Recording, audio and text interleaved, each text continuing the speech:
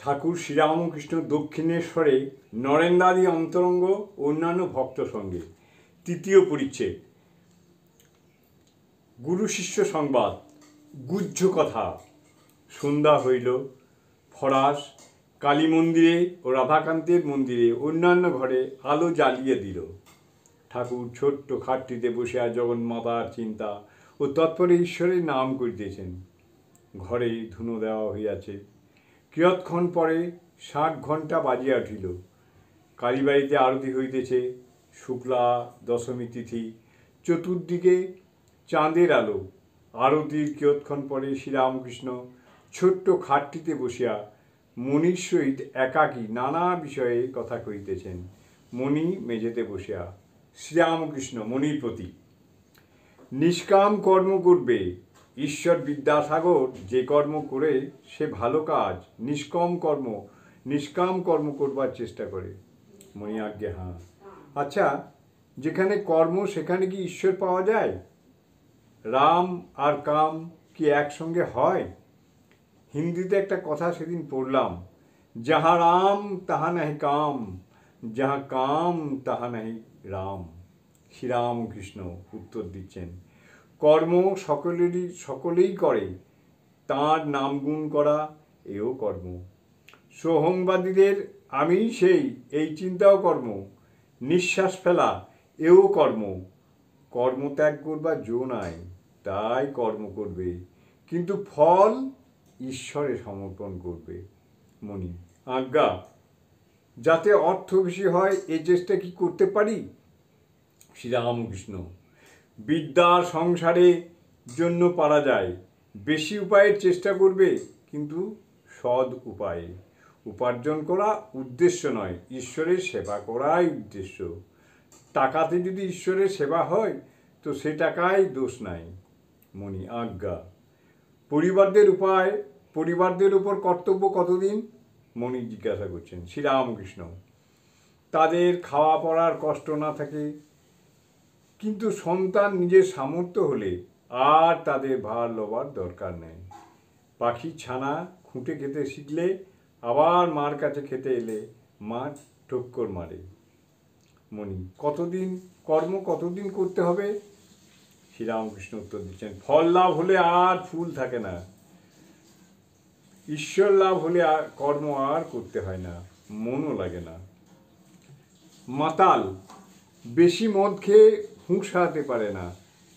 2 আনা খেলে কাজকর্ম চলতে পারে। ঈশ্বরের দিকে যতই এগোবে ততই তিনি কর্ম কমিয়ে দেবেন, ভয় নাই। গৃহস্থের বউ অন্তঃসত্ত্বা হলে শাশুড়ি ক্রমে ক্রমে কর্ম কমিয়ে দেয়। 10 মাস হলে আদপে কর্ম করতে দেয় না। ছেলেটি হলে ওইটিকে নিয়েই নাড়াচাড়া করে। যে কটা কর্ম আছে সে কটা শেষ হয়ে গেলে নিশ্চিন্ত। গৃহিণী বাড়ির বাঁধা দ্বারা আর কাজকর্ম সেরে যখন নাইতে গেল তখন আর ফেরে না, তখন ডাকাডাকি করলে আর আসবে না।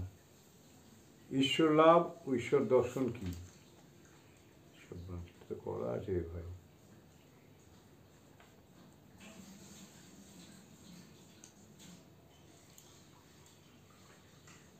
মণি: আজ্ঞা, ঈশ্বর লাভ এর মানে কি, আর ঈশ্বর দর্শন কাকে বলে, আর কেমন করে হয়? শ্রীরামকৃষ্ণ: বৈষ্ণবেরা বলে যে ঈশ্বরের পথে যারা যাচ্ছে আর যারা তাকে লাভ করেছে তাদের থাক আছে। প্রবর্তক, সাধক, সিদ্ধ আর সিদ্ধের সিদ্ধ। যিনি সবে পথে উঠেছেন তাকে প্রবর্তক বলে। যে সাধন ভোজন করছে, পূজা জপ ধ্যান নাম গুণকীর্তন করছে, সেই ব্যক্তি সাধক। যে ব্যক্তি ঈশ্বর আছেন বোধ করছে তাকে সিদ্ধ বলে। যেমন বেদান্তের উপমা আছে, অন্ধকার ঘর, বাবু শুয়ে আছে, বাবুকে একজন হাতড়ে খুঁজছে। একটা কৌচে হাত দিয়ে বলছে এ নয়, জানলায় হাত দিয়ে বলছে এ নয়, দরজায় হাত দিয়ে বলছে এও নয়। নেতি শেষে বাবুর গায়ে হাত পড়েছে, তখন বলছে এই বাবু, অর্থাৎ অস্থি বোধ হয়েছে। বাবুকে লাভ হয়েছে, কিন্তু বিশেষ রূপে জানা হয় নাই। আর এক থাক আছে, তাকে বলে সিদ্ধের সিদ্ধ। বাবুর সঙ্গে যদি বিশেষ আলাপ হয় তাহলে আর এরকম অবস্থা, বাবুর সঙ্গে যদি বিশেষ আলাপ হয় তাহলে আর একরকম অবস্থা। যদি ঈশ্বরের সঙ্গে প্রেম ও ভক্তির দ্বারা বিশেষ আলাপ হয়, সে যে সিদ্ধ সে ঈশ্বরকে পেয়েছে বটে।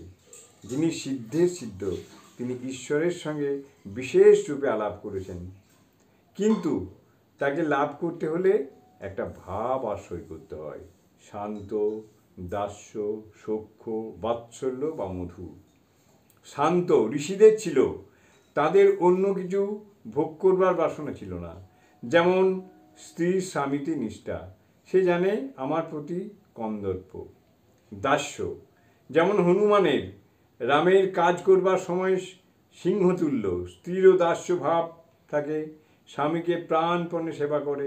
মার কিছু কিছু থাকে, যশোদারও ছিল সখ্য ভাব, বন্ধুর ভাব, এসো এসো কাছে এসো বসো। শ্রীরামাদি কৃষ্ণকে যখন এঁটো ফল খাওয়াচ্ছে, কখনো ঘাড়ে চড়ছে। বাৎসল্য ভাব, যেমন যশোদার, স্ত্রীরও কতকটা আছে, স্ত্রীরও কতকটা থাকে, স্বামীকে প্রাণ চিরে খাওয়ায়। ছেলেটি পেট ভরে খেলে তবেই মা সন্তুষ্ট। যশোদা কৃষ্ণ খাবে বলে ননি হাতে করে বেড়াতেন। মধুর ভাব, যেমন শ্রীমতীর স্ত্রীরও মধুর ভাব। এ ভাবের ভিতরে সকল ভাবই আছে, শান্ত, দাস্য, সখ্য, বাৎসল্য। পরবর্তী অংশ পরে পুচ্ছ।